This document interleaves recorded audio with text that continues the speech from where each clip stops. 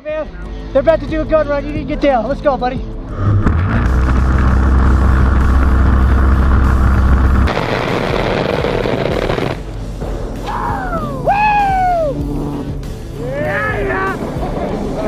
A-10 saving the day again, baby. The first United States Air Force aircraft built specifically for close air support of ground forces was the A-10C Thunderbolt II. All ground targets, anything from tanks to the most specialized armored vehicles, can be annihilated by these straightforward, efficient, and resilient twin-engine attack jets.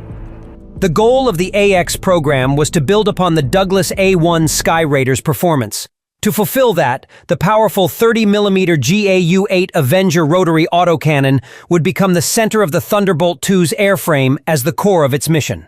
The 30mm GAU-8A Gatling cannon of the Thunderbolt II can shoot 3,900 rounds per minute to demolish tanks. The Warthog has a variety of weapon systems, including electronic countermeasures, target penetration aids, as well as a variety of air-to-surface weapons.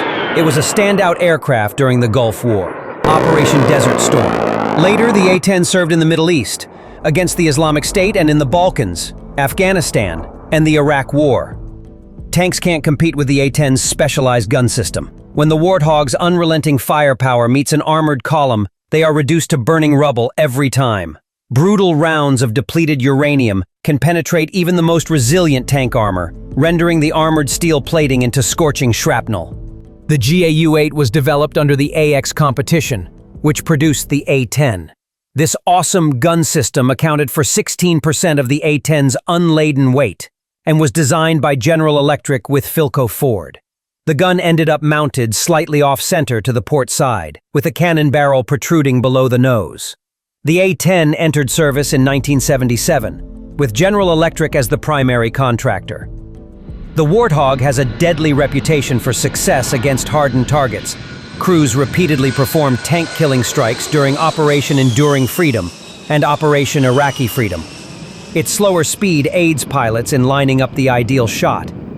The extra time needed to perfect aim during close support missions guarantees a precise attack that spells doom for enemy armor.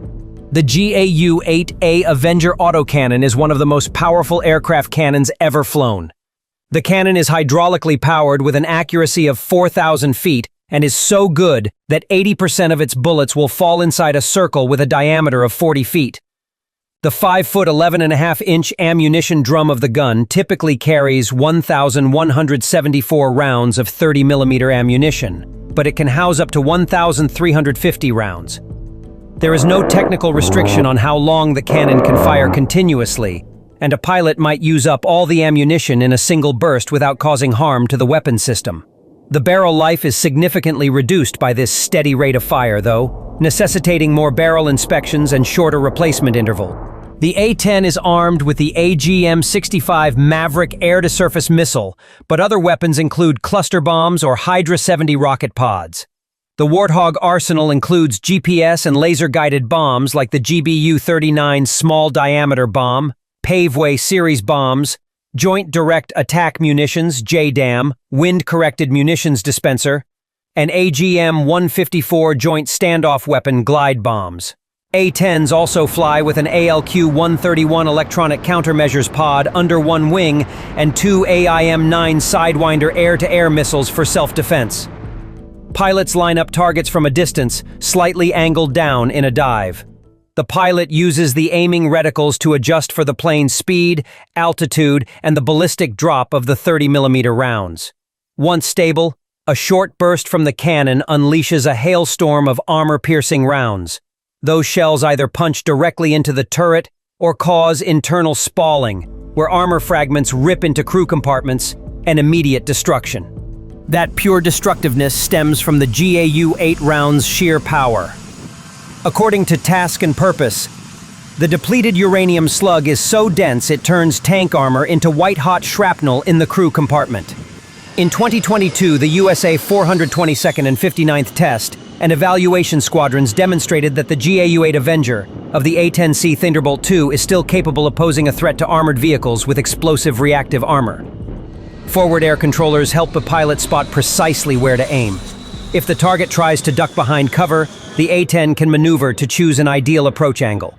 Once the pilot sees even part of a tank silhouette, a short pull of the trigger unleashes the BERT that has become infamous worldwide. The technical details below underline why the A-10 endures as a star tank-busting platform. Warfare History Network reconfirms the platform's consistent performance in major conflicts. In the Gulf War, A-10s had a mission-capable rate of 95.7%, flew 8,100 sorties, and launched 90% of the AGM-65 Maverick missiles. The 66th Weapons Squadron, based at Nellis Air Force Base, runs the A-10 course for the U.S. Air Force Weapons School. The school aims to train weapons officers and enlisted specialists in a skill-specific weapons instructor course, WIC. Graduates are tactical system experts and weapons instructors for Mission Design Series combat aircraft or warfare domains, including ballistic missiles, cyber, intelligence, and space. The curriculum comprises 3 phases. Core 1, where undergraduates focus on their Mission Design Series or combat specialty. Core 2, where they work with other squadrons. And the final integration phase, WSINT, Weapons School Integration. The 66th WPS also participates in exercises, such as Green Flag West, to demonstrate the A-10's capabilities in austere environments for 5th-generation support roles, and its effectiveness in a peer adversary fight. Smithsonian Magazine shared a vivid account of an A-10 pilot team that destroyed 23 Iraqi tanks in a single day during Desert Storm. The pilot used a grease pencil to mark each kill. Tanks that tried to flee left behind track marks that gave away their hiding spots, and the A-10 hammered them from above. Task and Purpose recounts pilot insights of how depleted uranium rounds devastate a tank. The depleted uranium slug is so dense, it turns tank armor into white-hot shrapnel in the crew compartment. The combination of mass and kinetic energy leaves the vehicle's interior a chaotic swirl of molten steel. Multi-role fighters carry guided bombs that can level heavily armored targets, but they often fly at higher speeds or altitudes, reducing their ability in precise strafing. Attack helicopters, such as the AH-64 Apache, can also knock out tanks with Hellfire missiles, but they are slower, more vulnerable to anti-air weapons, and do not typically carry anything resembling the sheer firepower of a 30mm cannon that the Warthog can unleash. Drones have proven a capacity to strike armor in recent years, yet a drone lacks the volume of firepower that an A-10 pilot on the battlefield brings while making real-time judgments. Many drones don't carry enough ordnance to match the Warthog's payload. If a fight calls for repeated cast strikes, the A-10's capacity to rearm, refuel, and return to fight stands unmatched. The A-10 Warthog was built to annihilate armor, and the battlefield has proven it does so with stunning reliability. Its low-speed approach, titanium cockpit armor, and enormous 30mm cannon give pilots the tools to shred armor in direct confrontation. Years of real-world operations underscore that it can keep returning until nothing but smoking wrecks remain on the battlefield. That capacity endures, though new threats require a careful approach.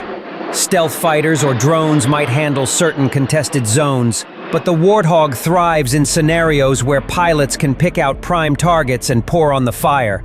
If you enjoy content like this, please go ahead and like and subscribe to this video because I appreciate all your support.